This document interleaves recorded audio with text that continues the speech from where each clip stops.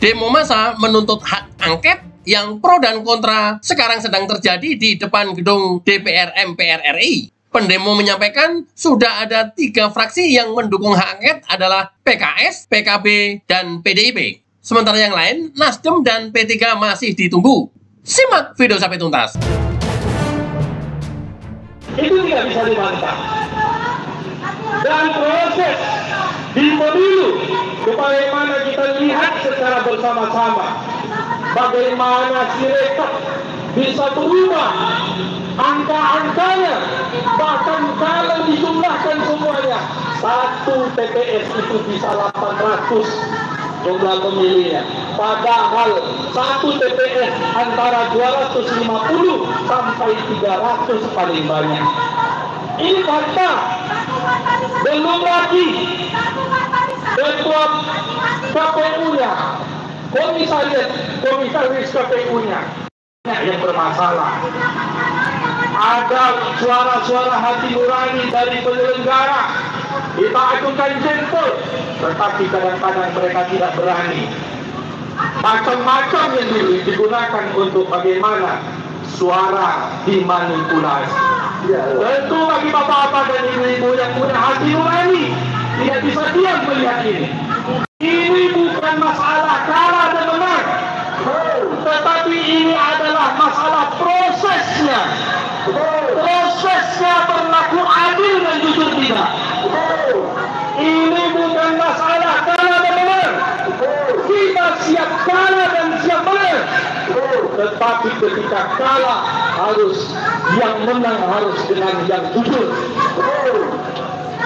Ada ungkapan Bapak Refli Harun mengatakan, saya tidak rela dipimpin oleh pemimpin hasil kecurangan. Nah, oleh karena itu Bapak Ibu hadirin yang berbahagia, secara konstitusi DPR bisa melakukan pengawasan terhadap pelaksanaan pemilu 2024 ini, di mana yaitu bisa DPR ini mengajukan hak angket. Dan fraksi PKS pada paripurna tadi siang sudah menyampaikan bahwasanya fraksi PKS mengajukan hak angket untuk pengawasan pemilu 2024 ini. Begitu juga diikuti dengan PKB, begitu juga diikuti dari fraksi PDI Perjuangan.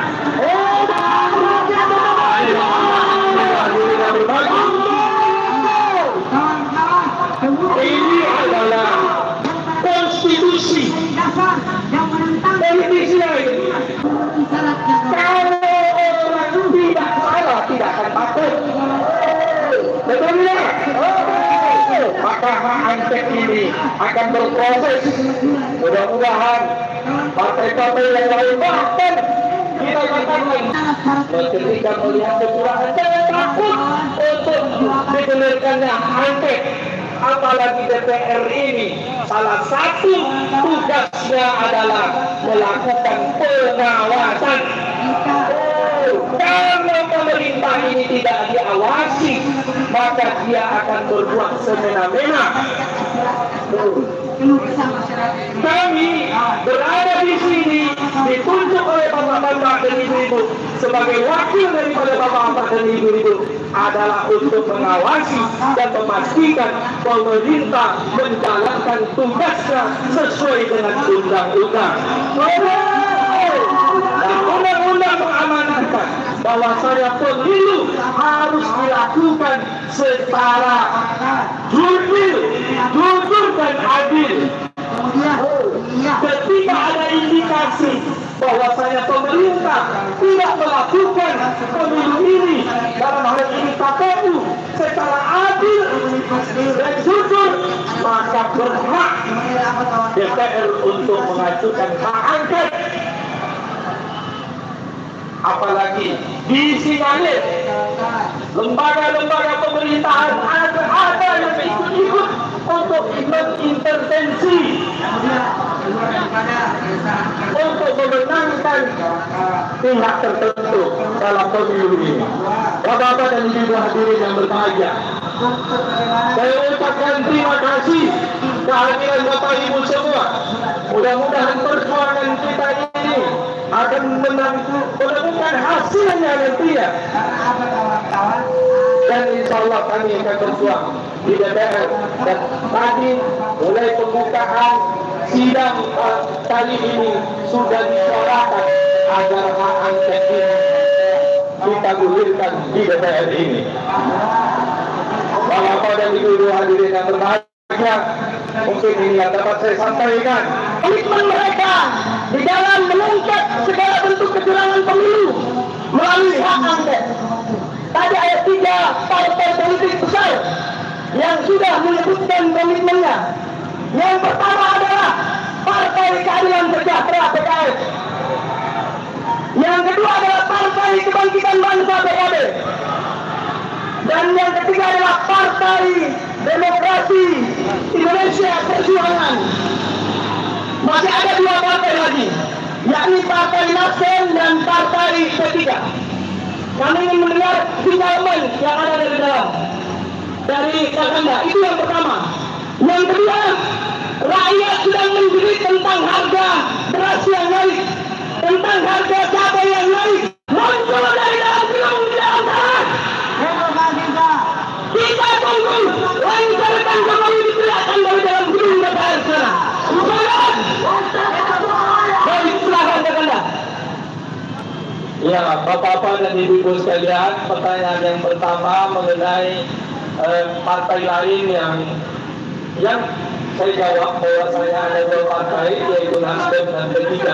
Saya katakan tadi, kebetulan mungkin tidak hadir dulu bicaranya ketika itu di paripurna, kami tidak menemukan 2 partai ini, dan secara umum pasti mereka juga setuju, karena mereka merasakan bahwasanya banyak sekali kecurangan, banyak sekali indikasi tidak jujuran dalam pelaksanaan pemilu 14 Februari 2024. Kemudian masalah harga beras dan makanan pokok, tadi fraksi PKS dan beberapa fraksi lainnya juga menyoroti ini, harga beras yang naik. Kami katakan bahwasanya kalau harga beras itu naik, kemudian petani sejahtera itu tidak jadi masalah. Tetapi gimana fasilitas hidup saya bagaimana dengan mata kecil harus dibicara? Ini harus kita perjuangkan bagaimana? Tidak boleh kita biarkan. Terus curang di depan mata kita. Apakah kita jadi penonton? Terus curang. Mau menang atau kalah anakku?